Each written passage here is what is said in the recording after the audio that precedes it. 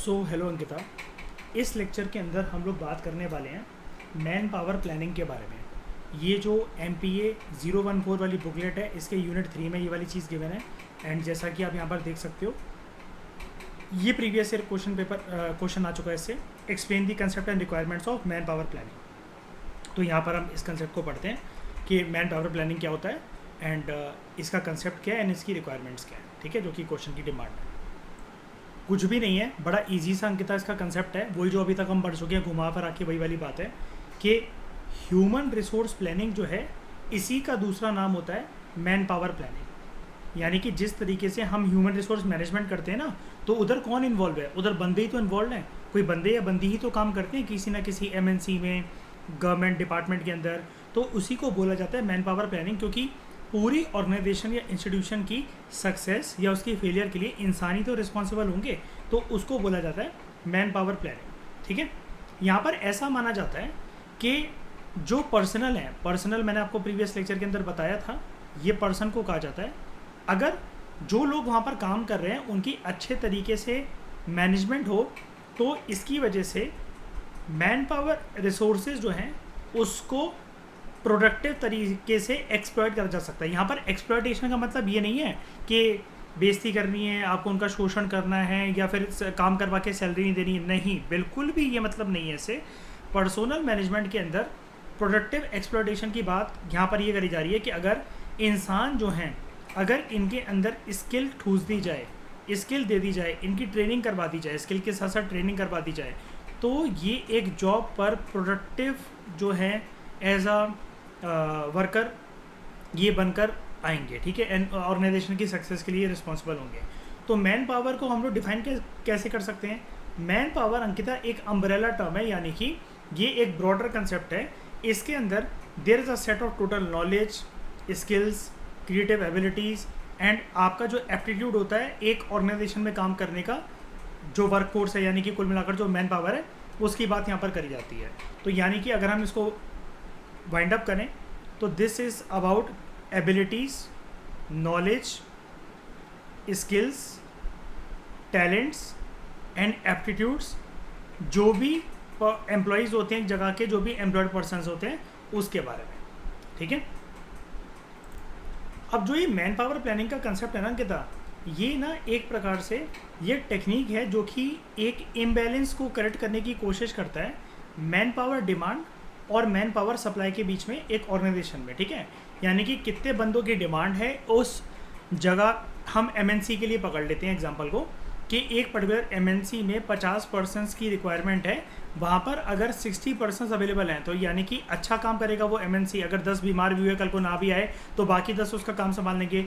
लेकिन एक MNC को 50 बंदों की रिक्वायरमेंट है और वहाँ पर काम करने वाले सिर्फ 40 बंदे हैं, तो ऑब्वियस सी बात है ये काम फिर इतनी ईजिली तरीके से नहीं हो सकता। ठीक है, तो यानी कि मैन पावर जो प्लानिंग है उसके अंदर ना दो तरह के एस्पेक्ट होते हैं। एक होता है क्वांटिटेटिव एस्पेक्ट, एक होता है क्वालिटेटिव एस्पेक्ट। जो क्वांटिटेटिव एस्पेक्ट होता है, यानी कि फॉर्मर यहाँ पर बात चल रही है क्वांटिटेटिव एस्पेक्ट की, नाम से पता लग रहा है ना, इसका मतलब इसके अंदर कोई ना कोई क्वांटिटी है। तो it deals with the numerical strength of the employees, के नंबर के अंदर कितने एम्प्लॉयज़ वहाँ पर अवेलेबल हैं over a period of time. ठीक है, एंड जो ये क्वालिटेटिव मैन पावर प्लानिंग की जो बात हो रही है, इट डील्स विद कि वहाँ पर जो किसी भी ऑर्गेनाइजेशन के अंदर कोई भी जो एम्प्लॉयज़ हैं, वहाँ पर उनके पास कितनी स्किल्स हैं, उनकी क्वालिटी ऑफ वर्क उनका कैसा है, क्या वो वहाँ पर प्रोडक्टिव तरीके से काम कर भी पा रहे हैं कि नहीं कर पा रहे हैं, ये उसके साथ डील करता है, क्वालिटी ऑफ वर्क के साथ उनके। ठीक है, तो मैन पावर प्लानिंग के मेजरली दो ऑब्जेक्टिव्स होते हैं। ये सारी बातें आपको इंट्रोडक्शन में लिखना है, इसके कंसेप्ट को एक्सप्लेन करते हो, क्योंकि क्वेश्चन ये था ना, देखो explain the concept of manpower planning, तो ये हम अभी कॉन्सेप्ट के साथ डील कर रहे हैं इसमें। ठीक है, एक तो अगर अनएक्सपेक्टेड शॉर्टेज हो जाए किसकी, लेबर की, एम्प्लॉयज़ की, ठीक है, तो वहाँ पर रिक्रूटमेंट प्लान्स के साथ डील करना कि यार नए नए लोगों को कैसे हायर करना है। एंड दूसरा ट्रेनिंग नीड्स को आइडेंटिफाई करना, ताकि जिस भी प्रोडक्ट को बनाने के लिए या जिस भी सर्विस को क्रिएट करने के लिए वो कंपनी सेटअप होकर बैठी हुई है, तो ऐसा ना हो कि वहाँ पर स्किल्स की शॉर्टेज हो जाए। ठीक है, ये दो चीज़ें याद रखना। एंड ये पूरे का पूरा जो कंसेप्ट है मैन पावर प्लानिंग से रिलेटेड, इसको याद रखना छोटा सा। अब अंकिता इसके अगले पार्ट को देखो, what are the requirements of manpower planning. ठीक है, अब हम इस एस्पेक्ट को डील करते हैं। तो रिक्वायरमेंट्स क्या है मैन पावर प्लानिंग की, ये रहा हमारे पास डायरेक्टली हेडिंग में ही दे रखा है ये दूसरा एस्पेक्ट क्वेश्चन का। अब अंकिता बड़ी सारी इसके अंदर रिक्वायरमेंट दे रखी है, लगभग 12 या 13 हैं, जैसा कि मैंने देखा था। हाँ 13 है। ठीक है, ज़्यादा इसमें परेशान होने की ज़रूरत नहीं है जब वो कह ही रहा है कि रिक्वायरमेंट को हमें बताना है। रिक्वायरमेंट बेसिकली कुल मिलाकर ये कि कौन कौन से ऐसे मेजर्स लिए जाने चाहिए अंकिता जिसकी वजह से इफ़ेक्टिव तरीके से मैन पावर प्लानिंग हो सके। अब मैन पावर प्लानिंग अब आप भूलना मत, मैंने आपको बता दिया है कि कोई भी पर्सनस जो कि एम्प्लॉयज़ हैं, जो कि एक जगह में काम कर रहे हैं, तो बेसिकली उनके पास क्या क्या नेसेसरी स्किल्स वगैरह होनी चाहिए ताकि एक ऑर्गेनाइजेशन जो है वो एक सक्सेसफुल इंस्टीट्यूशन में बदल सके। Number 1, to eliminate haphazard expansion of personal. ठीक है, अगर एकदम से बंदों को उस जगह पर बढ़ाने के लिए, जैसे उसकी स्ट्रेंथ को बढ़ाने के लिए, कि अभी मैंने एग्जांपल दिया ना आपको 40 से हमें 50 बंदों की रिक्वायरमेंट है, 50 से 60 बंदों की जो रिक्वायरमेंट है, तो वो प्लानिंग बेसिकली ऐसी होनी चाहिए कि कल को अगर हमें बंदे बढ़ाने हैं तो ये जो पब्लिक एडमिनिस्ट्रेशन है, ये सब्जेक्ट हमें ये बताता है कि मैन पावर प्लानिंग इस हिसाब से होनी चाहिए कि एटलीस्ट ये डिसीजन आप 10 साल पहले से सोच के चलो कि कल को क्या क्या चीज़ें मुझे अपने ऑर्गेनाइजेशन की सक्सेस के लिए बढ़ानी पड़ सकती है। ठीक है, दूसरी चीज़, आपकी जगह पर जहाँ पर भी आपकी कंपनी है, एमएनसी है, गवर्नमेंट डिपार्टमेंट है, वहाँ पर सबकी सहमति के साथ जितने भी एम्प्लॉयज़ काम कर रहे हैं, आपके पास उनके साथ काम करते हुए एक पर्सनल पॉलिसी होनी चाहिए। पर्सनल पॉलिसी कुछ नहीं है, जैसे कि हमने प्रीवियस लेक्चर में पढ़ा था, आपकी ऑर्गेनाइजेशन की सक्सेस के लिए आपको सारे के सारे अपने डिपार्टमेंट और वर्कर्स के साथ कंसल्ट करना चाहिए, है ना, तभी आपकी जो ऑर्गेनाइजेशन है वो एक सक्सेस में बदल सकता है। ठीक है, उसके बाद अगला ये देख लो, जो स्टाफ है, जो स्टाफिंग सेक्शन है, वो अंडर द चार्ज होना चाहिए एक ऐसे पर्सन के, एक ऐसे ऑफिसर के जो कि हाईली क्वालिफाइड हो और ट्रेंड हो। वो ये देख सके कि कहीं जो वर्कर्स काम कर रहे हैं वो ढीले तो नहीं पड़ गए, प्रोडक्ट टाइम पे बन रहे हैं कि नहीं बन रहे हैं, डिलीवर टाइम पर हो रहे हैं कि नहीं हो रहे हैं, कोई कमी तो नहीं रह रही है किसी भी तरीके से। उसके बाद जो वर्कर्स की कैटेगरी है वो डिफरेंट तरीके की होनी चाहिए, यानी कि आपके पास जो भी वर्कर्स होने चाहिए वो एक मिक्स कैटेगरी के वर्कर्स होने चाहिए।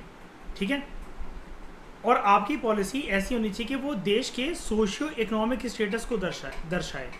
देश का सोशियो इकोनॉमिक स्टेटस का बेसिकली ये मतलब है अंकिता कि यहाँ पर आपके पास अगर अलग अलग कैटेगरीज, अलग अलग स्टेट, अलग अलग रीजन से अगर लोग आएंगे तो क्या पता वो अपने अपने रीजन्स की स्किल लेकर आएँ, जिसकी वजह से आपकी ऑर्गेनाइजेशन एक और सक्सेसफुल कहानी के अंदर बदल सके, है ना, आपको और प्रॉफिट पहुँच सके। ये सब चीज़ें बोल रखी हैं। उसके बाद ये आपको एज इट इज़ पूरे लाइन नहीं करने हैं, बस जो मैं कीवर्ड बता रहा हूँ उसको पकड़ के आपको एक अपनी खुद की लाइन बना देनी है, क्योंकि ऐसा नहीं है कि अब ये पूरा का पूरा लाइन टू लाइन आपको पढ़ना है। उसके बाद डेटा कलेक्शन के ऊपर काफ़ी ज़्यादा ध्यान देना चाहिए।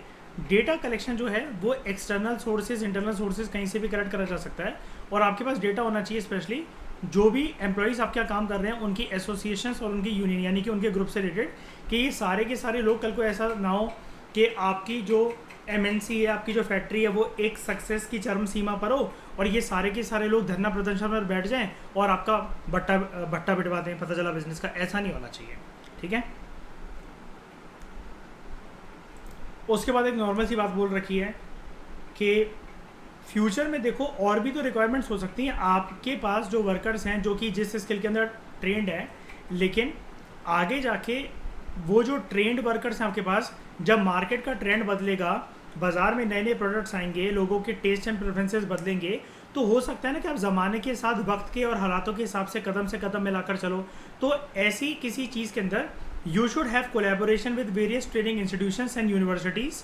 कुल मिलाकर बेसिकली मार्केट का ट्रेंड किस वे में जा रहा है एंड आने वाले टाइम के अंदर क्या क्या चीज़ें जो हैं वो नई रियलिटी बनेगी, आपको पता होना चाहिए। जैसे फॉर एग्जाम्पल मैं बताता हूँ, बहुत सारे जो एम्प्लॉयज़ हैं, अब आजकल आपको पता है अंकिता, वो आर्टिफिशियल इंटेलिजेंस या फिर चैट जीपीटी आपने सुना होगा, उसको सीख रहे हैं ताकि अपनी स्किल्स को वो इन्हेंस कर सकें। एंड उनका जैसे मान लो कि किसी भी जगह पर काम करने का उनका जो सैलरी स्ट्रक्चर है, अगर वो अभी इस लेवल पर चल रहा है ना, तो वो एकदम से बूम कर सके अगर वो आर्टिफिशियल इंटेलिजेंस और रोबोटिक्स और चैट जीपीटी वगैरह के बारे में जान गए। तो बड़े बड़े ऑर्गेनाइजेशन को हायर कर सकते हैं।